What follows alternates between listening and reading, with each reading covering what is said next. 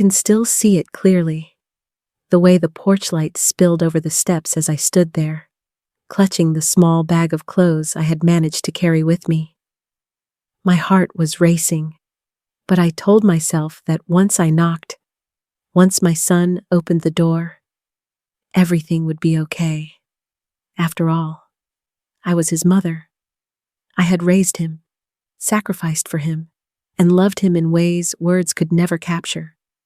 Surely, in this moment of desperation, he would open his arms. But the door cracked open, and instead of warmth, I felt a wall of coldness rush over me. The look in his eyes was not the look of a son seeing his mother in need. It was the look of someone inconvenienced, someone cornered. Before he even spoke, I felt it, that sting in my chest, that silent plea begging him to prove me wrong. Yet, in a few blunt words, my hope shattered. He didn't want me there. He made it clear I wasn't welcome. I remember standing frozen on that doorstep, the night air pressing against me like it was trying to push me off the porch. I wanted to argue, to remind him of all the nights I stayed awake by his side when he was sick as a child. All the years I worked double shifts just to keep food on the table. But the words stuck in my throat. What good was pleading when his decision was already written across his face? It wasn't just rejection, it was betrayal. To be turned away, not by a stranger, not by a distant friend, but by my own blood. I felt something inside me break, a quiet crack that no one could hear but me. I walked back down those steps with my head bowed, each step heavier than the last, carrying not just the weight of my bag, but the crushing realization that I was truly alone. As I reached my car, parked just down the street, I sat in the driver's seat and let the silence swallow me. I tried to hold back the tears, but they came anyway, hot and unstoppable.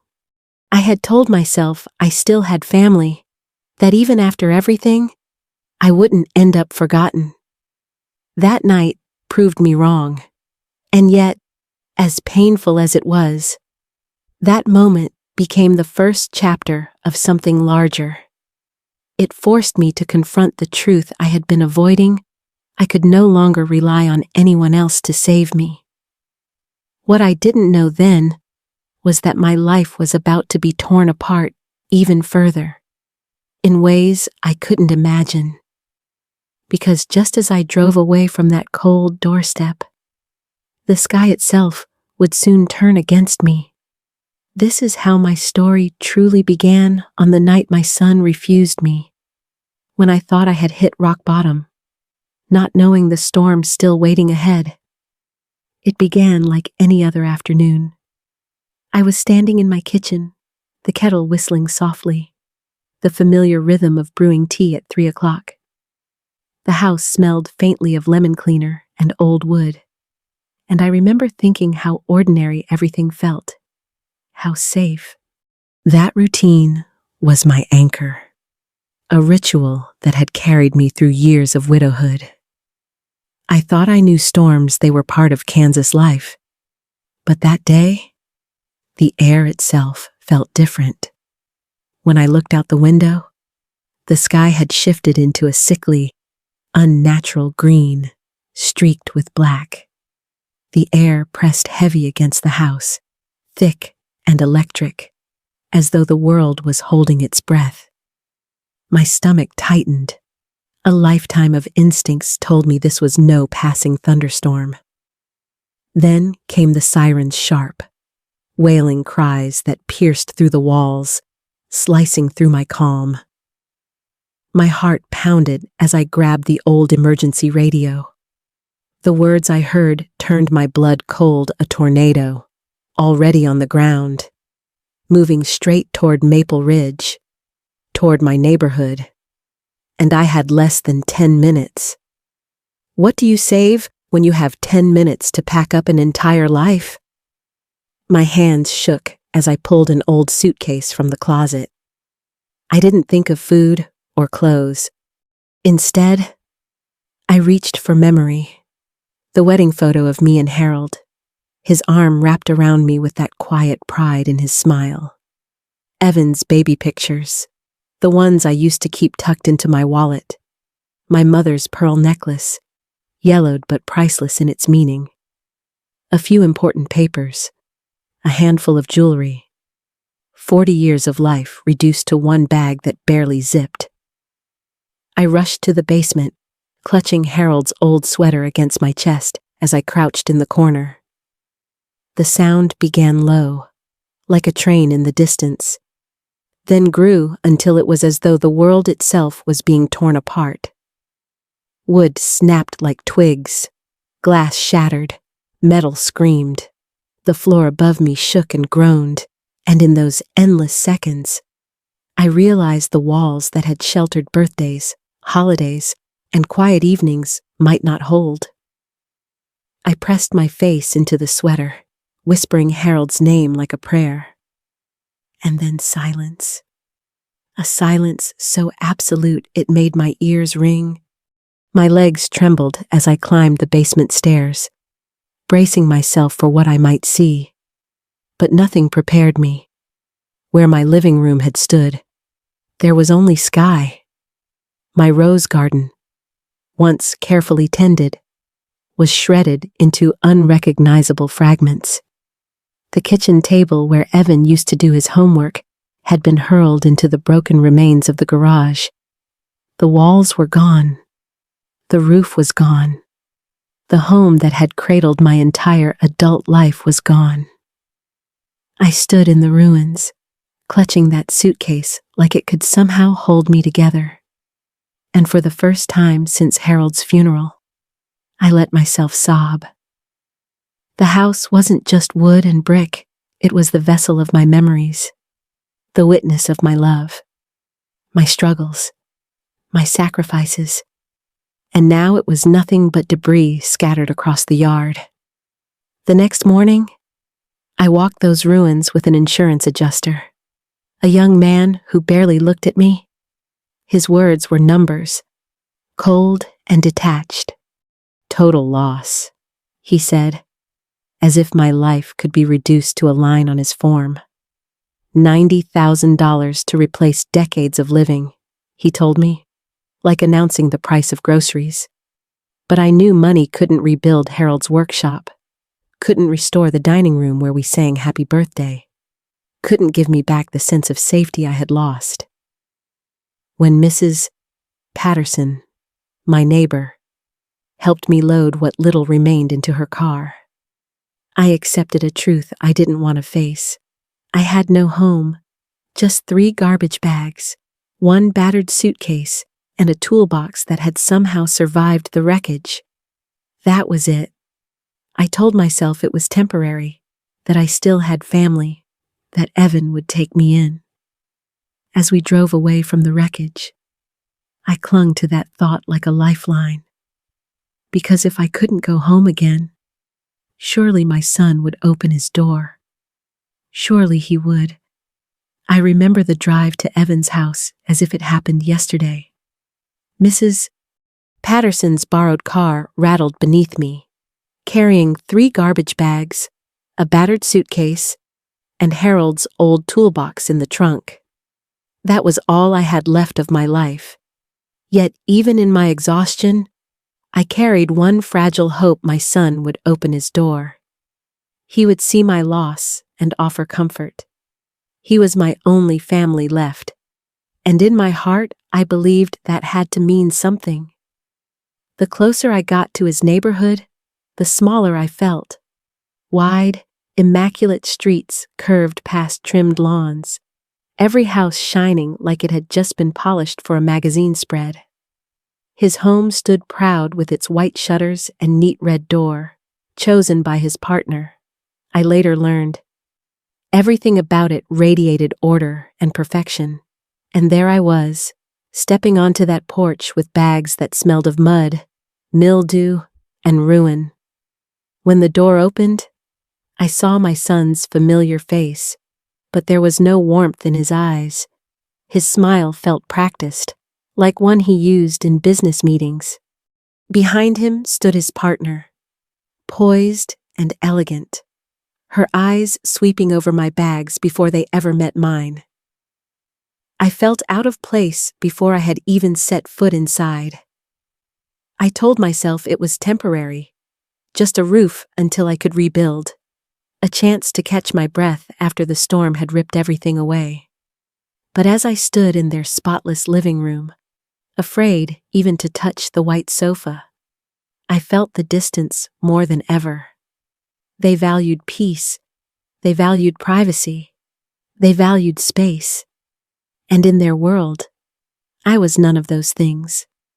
The rejection was gentle in words, but sharp in meaning. They spoke of boundaries, of routines, of needing their sanctuary. They spoke as if my presence were an inconvenience rather than a wound crying out for care. My son offered a small amount of money, as though that could fill the empty space where love should have been. I sat there, shrinking into myself, realizing that I was not welcome, that in the home I had once dreamed of visiting as a proud mother, I was now only tolerated for a moment before being asked to leave. It felt like a door closing on more than just a place to stay. It closed on years of sacrifice, of love given without condition. When I left, I carried my bags back to the car in silence. My hands trembled as I lifted them, but the heavier weight was in my chest. I told myself not to cry until I was alone, but the tears burned anyway, blurring the perfect houses around me as I drove away. That night, parked in the corner of a Walmart lot, I stared up at the ceiling of the car and felt the truth settle into my bones. I had nowhere to go. The storm had taken my home, but my son's rejection that took something far deeper. And it was in that silence, in that emptiness, that the next chapter of my story began. The first night in the car was the hardest. I parked at the far corner of a Walmart lot, trying to make myself invisible among the rows of vehicles. The seat didn't recline far enough. The upholstery smelled faintly of mildew and someone else's cologne, and the metal of Harold's old toolbox dug into my side as I clutched it like a shield. Every time headlights swept across the windows, I froze, afraid someone would notice that a 67-year-old woman was trying to sleep in her car.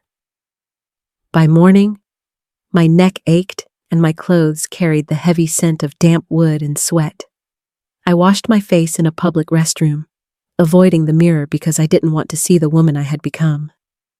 Shame burned hotter than hunger, though both gnawed at me in different ways. The second night was worse. My money was dwindling, barely $100 left. I bought a gas station sandwich that tasted like cardboard and loneliness.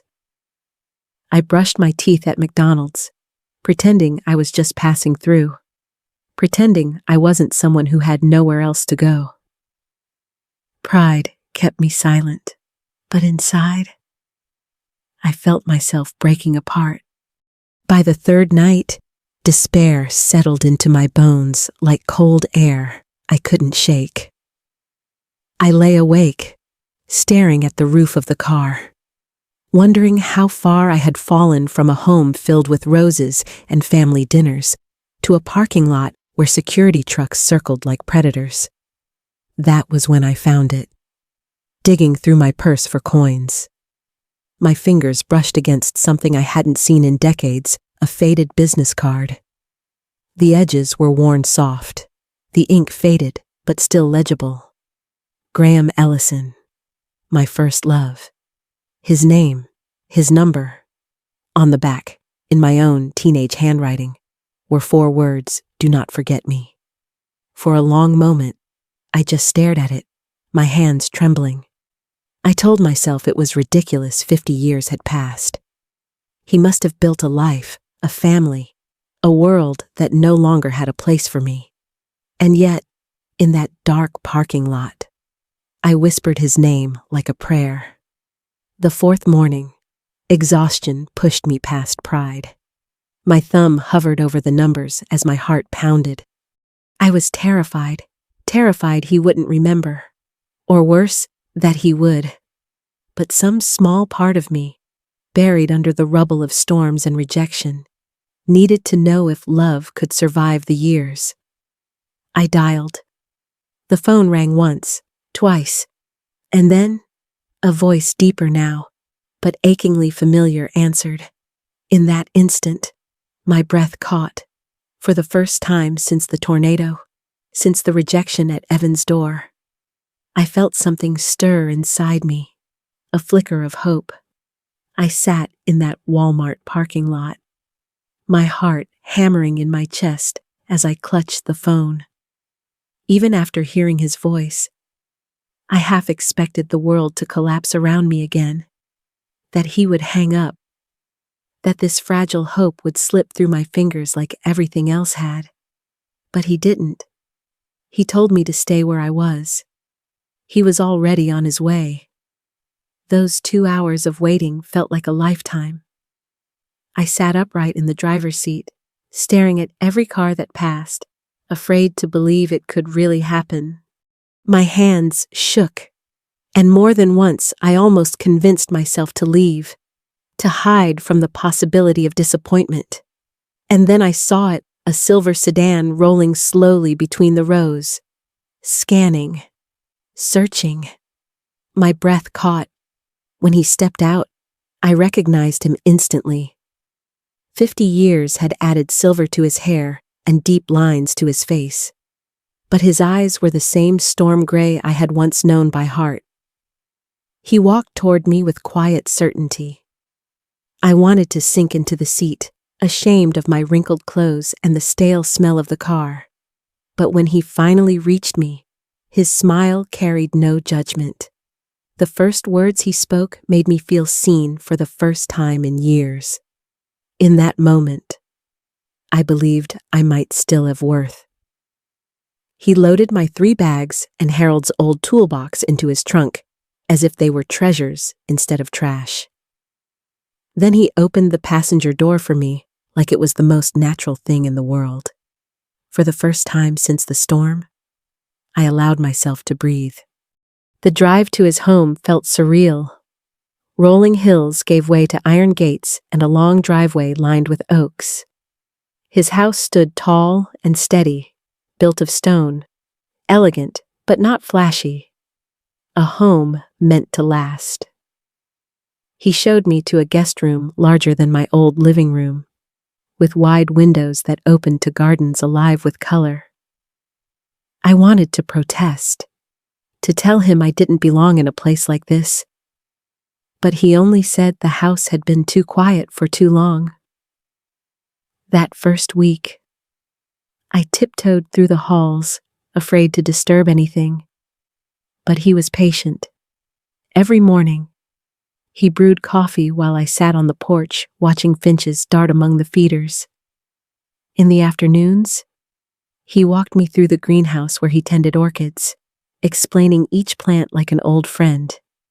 In the evenings, we cooked side by side, and when I made pot roast from a recipe my mother taught me, he said it was the best meal he'd had in years. No one had appreciated my cooking like that in a long time. One night, by the fireplace, he admitted he had once come close to marrying someone else, but walked away because his heart wasn't in it. When I asked why, he met my eyes and said, simply, that it hadn't been me. Those words wrapped around me like a blanket, soft and steadying. I had walked into that parking lot with nothing, no home, no pride, no future. But in his presence, I began to feel like myself again. Not a burden, not a failure, a woman still worthy of being cherished. And yet, even in that warmth, I sensed the world outside hadn't forgotten me. It wasn't long before Evan started calling, curious about where I had gone and who I was with. The first sign was the phone call. After weeks of silence, Evan's voice suddenly sounded warm, almost rehearsed, as if he had been practicing politeness. Then came the flowers, delivered to the house with a note that spoke of missing me. For a moment, I wanted to believe it was real, that my son had finally remembered I was his mother. But the timing was too perfect. Word had gotten around about the man I was now living with, the house, the land, the quiet wealth that surrounded me. And I knew my son well enough to hear the clink of calculation behind his charm. The gestures kept coming: boxes of chocolates, promises of weekend visits, calls that always slipped in questions about the house.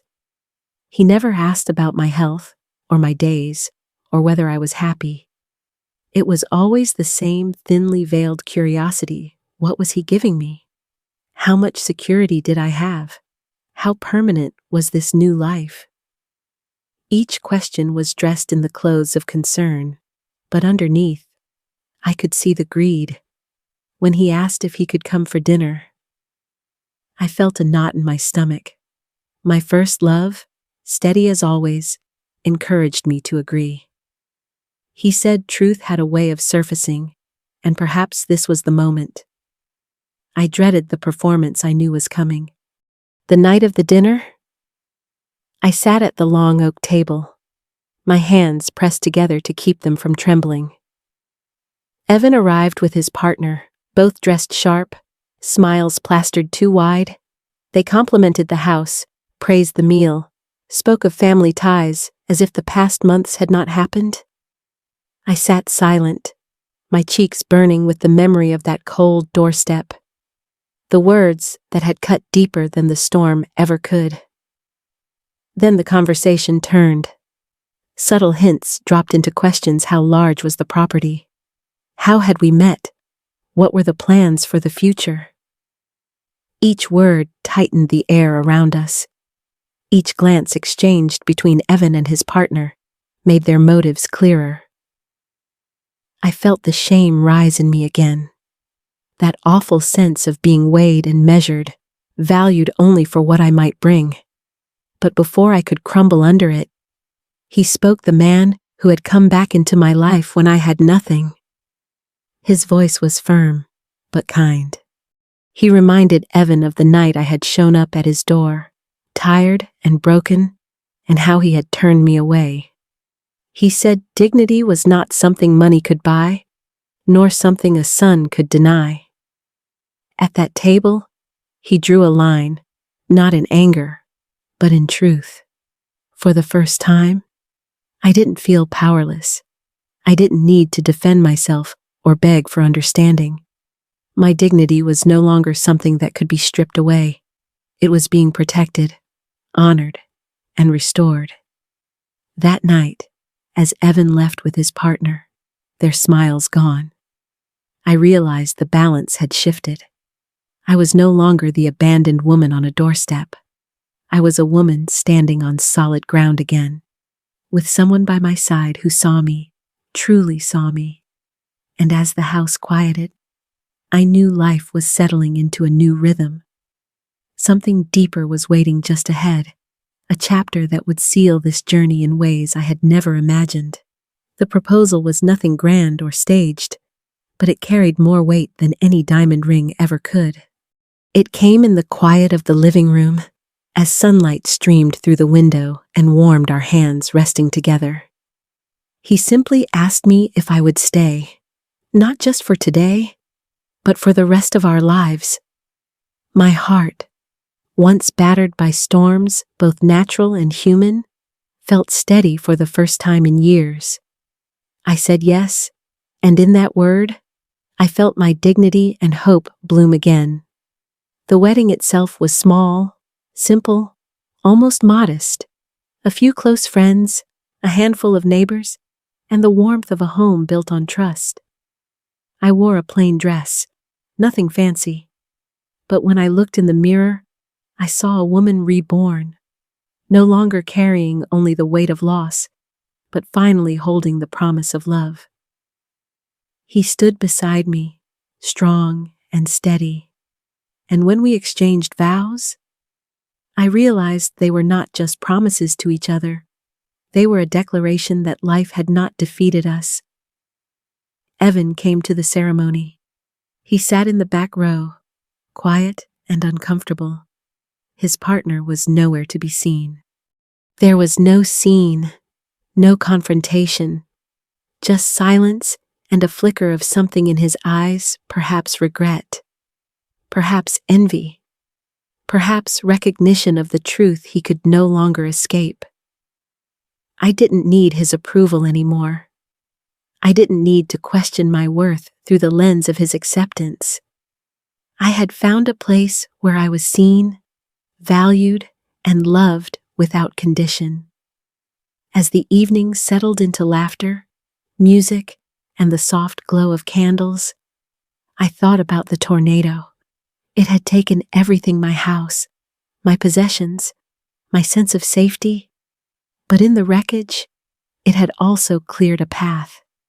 It forced me to confront betrayal, to endure nights of despair, and to discover that sometimes the greatest gifts come disguised as devastation. The storm had stripped me bare, but it also delivered me into the arms of someone who reminded me of my worth. What I carry forward now is not bitterness, but clarity. Family is not defined by blood alone. It is defined by love, respect, and the willingness to stand by one another when the world turns cold. Dignity is not something to be begged for, it is something to claim and protect, even in the face of rejection. And to you listening now, I ask, have you ever mistaken survival for living?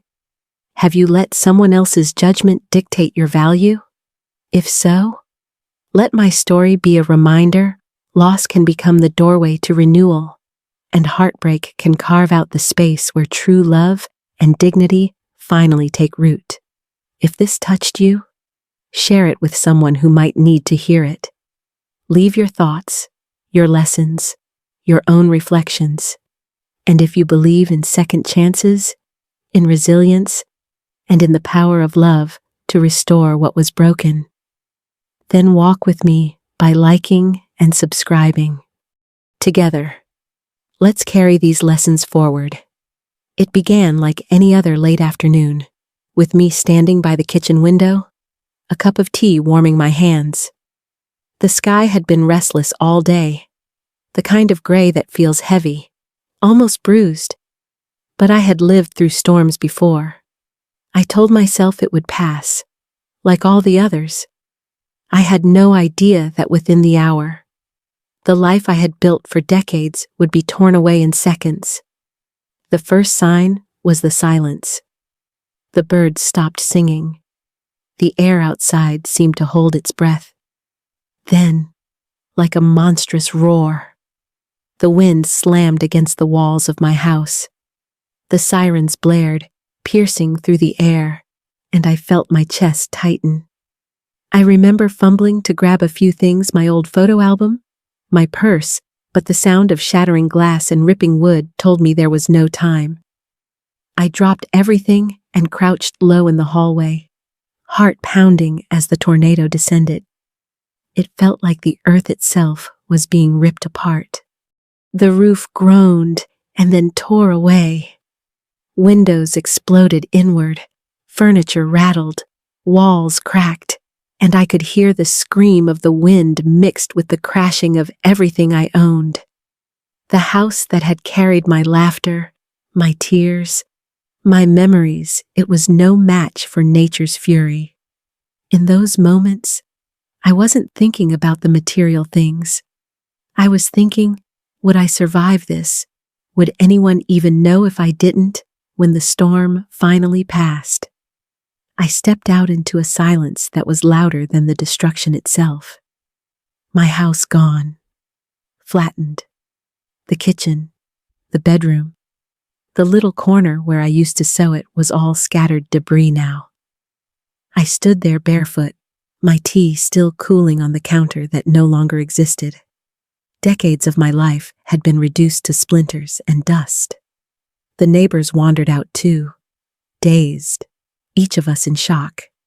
But unlike them, I had no family nearby to lean on, no spouse to take my hand and say we'd rebuild. My only thought was of Evan, my son. Surely, he would understand. Surely, he would open his door to me now. I drove to his house, the only thing I had left being my car. My heart clung to the fragile hope that at least I still had him. But when I arrived at his pristine suburban home, standing in that perfectly manicured driveway, I was met not with arms of comfort, but with a wall of rejection. I can still feel the weight of it pressing into my chest the way he looked at me, the discomfort on his face, the words unspoken that told me I wasn't welcome. I stood there trembling, still covered in the dust of what used to be my home, realizing in that moment that I had lost more than just walls and a roof. I had lost the place I thought I held in my son's life. The tornado had taken my house, but his cold refusal stripped me of something far deeper, the belief that I could count on him. That night, I sat in my car, the only shelter I had left, staring out into the darkness. Everything was gone, and for the first time, I understood what true aloneness felt like. The storm had left me homeless, but my son's rejection made me feel invisible, and yet, as broken as I was, I didn't know that this was only the beginning of my journey.